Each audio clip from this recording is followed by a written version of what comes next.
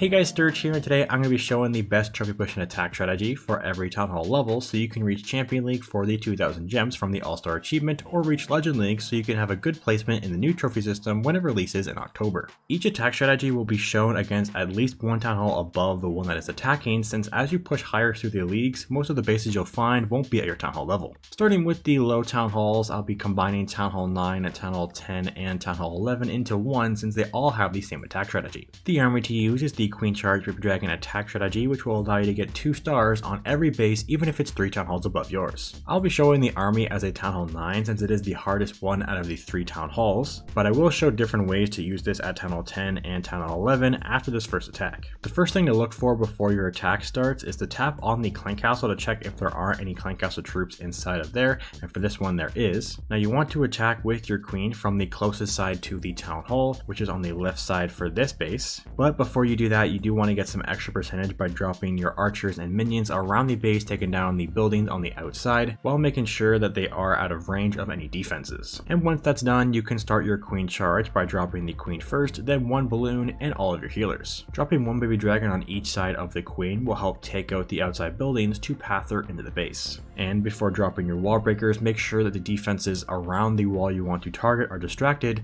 so the wall breakers can head in and destroy the wall. Make sure to freeze these single target inferno towers, which can be done about 3 seconds after it locks on to the queen. And once you've cleared most of the buildings before the Town Hall, drop the jump spell so the queen can path towards it. If there are any Clan Castle troops, poison them and use a rage on the queen with a freeze if you have it. Otherwise, make the queen invisible when the Clan Castle is almost at the queen, and these balloons will retarget onto something else, which leaves them in the poison to get taken out by the queen. Drop your final rage once she locks onto the Town Hall to take it out for the first star, and the remainder of the attack is basically just going around the base and dropping your king, baby dragons, and sneaky goblins if you are Town Hall 11 on the outside buildings to get the second star for the 50%. Other ways of getting percentage is to use your Clan Castle around an area of the base that hasn't been touched by your army. So drop the balloons first to distract the buildings, and then after a second or two drop the battle blimp. If you have a rage or a freeze still available, I'd recommend using it to support the Clan Castle. That is if you already have taken down the Town Hall with the queen.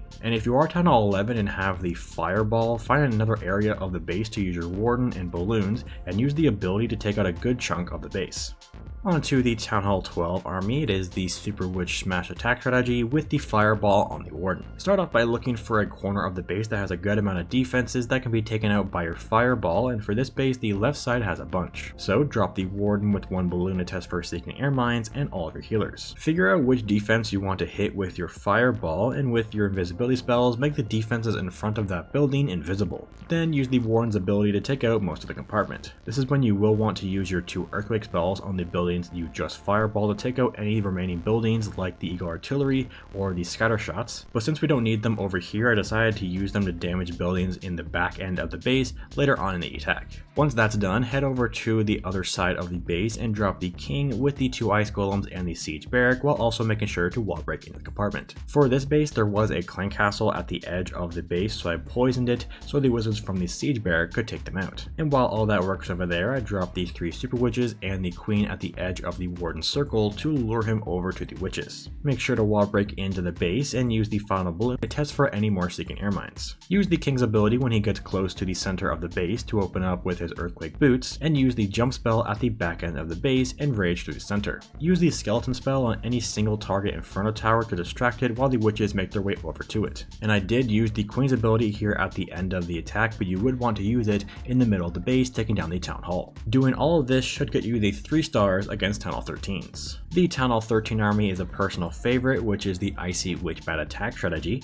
For this army, you want to attack from the opposite side of the Town Hall so you get the most out of your log launcher by opening up a decent amount of compartments. Start off at one corner by dropping 2 ice golems, 2 witches, and wizards with 1 wall breaker to open the compartment. Then do the same thing at the other corner to create the funnel for your main push into the base. Wait for both sides to clear a bit of the outside buildings before dropping anything else, and after about 5 seconds in the middle of both groups, drop the rest of the ice golems, log launcher, the king and the warden, and the rest of your witches and wizards. Wait for the log launcher to open the first or the second compartment before dropping the king, or else he would walk around the outside of the base. Once the compartments are open, place the king and activate the queen's ability. The log launcher didn't make it as far as I wanted it to, so I used the Warden's ability to keep everything alive while also using a rage spell to move through the single Inferno Tower. Use the King's ability once he makes it to the Town Hall to open up the rest of the base, then head to the opposite side of your main squad and drop the Royal Champion with all the bat spells on the nearest defense to her. Make sure to freeze any splash damage defenses as the bats get in range, like the Wizard Towers, the Scatter Shots, or even the multi-Inferno Towers. And doing all of this will get you the easiest 3 stars against Town Hall 14s as a Town Hall 13.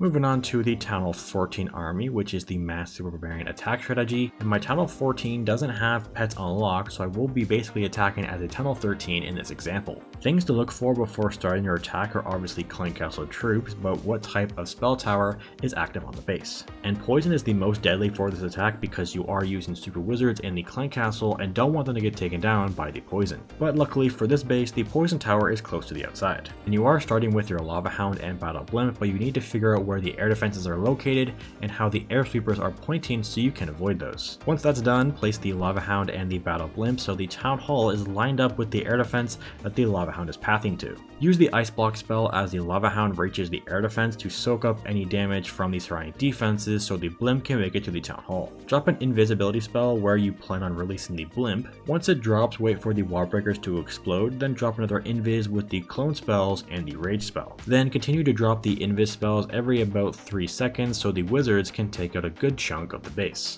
Head back to where you dropped the Battle Blimp and take out the outside buildings with some of the barbarians. And you can also drop the Baby Dragon to take out a compartment if there is 1 or 2 air targeting defenses like the Archer Towers or Teslas. After that, head to the side of the base with the most defenses and drop some more barbarians to distract with the Ice Golem, the King, the Queen, and the Warden with the Apprentice Warden while also using the Queen's ability. Sprinkle in a few barbarians every now and then when you see some get taken out and use the Warden's ability whenever the healers start to take damage from an air defense. Make sure to keep dropping the wall breakers whenever they clear a compartment so they keep moving throughout the base, and drop the Royal Champion to support everything in moving back into the middle of the base, which can also be helped by the King's ability with his Earthquake Boots. Make sure to drop your cleanup troops so you don't run out of time to get these 3 stars against Town Hall 15s as a Town Hall 14. The Town Hall 15 army is the Super Yeti Smash, and showing this is a little difficult since I don't have a Town Hall 15, so I'll be showing it on my Town Hall 16, and I did only use Town Hall 15 pets in this example. Start off this attack with your Warden Walk trying to take out the Eagle Artillery, and you should drop your Furnace with the Warden to support him taking out the outside buildings faster to get closer to the defenses you won't be making invisible. Once you think you can make the defenses in front of the Eagle Artillery invisible, drop your Invis spells and then the Warden's ability. Use the 2 Earthquake spells to take out the Eagle, but this Fireball on this account wasn't leveled up enough so the Warden would have to take it out with 1 final shot. Move over to the other corner of the base and drop the Archer Queen and use her ability. And again, this account doesn't have the Magic Mirror and the action figure leveled up, so I couldn't use those, but the Healer Puppet will still work fine with this army. Drop the Yetis at the edge of the Warden's circle to lure him over to them, and then drop the Ice Golem, King, Apprentice Warden, Balloons, and the Troop Launcher while also wall breaking into the base. Use the Ice Block spell early on the Yetis and the King so the healers can take them back up to full health to move through the rest of the base. Make sure to freeze stuff like the Monolith depending on what it is targeting, then jump into the center of the base and drop the first rage as they get into the tunnel compartment. Use the King's ability to open the walls of the rest of the base and rage through the back end of the tunnel compartment. Drop the Royal Champion on the opposite side of your main squad to clean up the defenses, and you can also use the extra Invis spell if you have it on the Royal Champion when attacking buildings like the Ricochet Cannon. And with just over 2 minutes through the attack, you should be able to get the 3 stars on Town Hall 16s as a Town Hall 15. The Town Hall 16 army is a pretty fun one, which is the Root Rider Smash with some Super Yetis. You want to start off with the Royal Champion Charge at a corner of the base, usually where a decent amount of major defenses are like the Multi-Archer Towers, Ricochet Cannons, and the Monolith. Once you drop the Royal Champion, wait about 3 seconds before dropping your first invisibility spell, then once it fades away, activate the ability to speed through some of the defenses while also dropping another invis after about 3 seconds. Continue to drop the rest of the invis spells either when she steps out of one or when the previous invis starts to fade away. After using all your invisibility spells, drop the recall spell on the Royal Champion and the Fox to pick them up to move them to a different area of the base. At the other corner, drop the Minion Prince and the Siege Barrack to create the other side of the with funnel, and while that works over there, drop a few barbarians where you drop the royal champion to take out the remaining outside buildings. Activate the prince's ability when he gets below half health, then start dropping your main push with the root riders, yetis, queen and warden, apprentice warden, the healers, and also the ones from the queen's ability,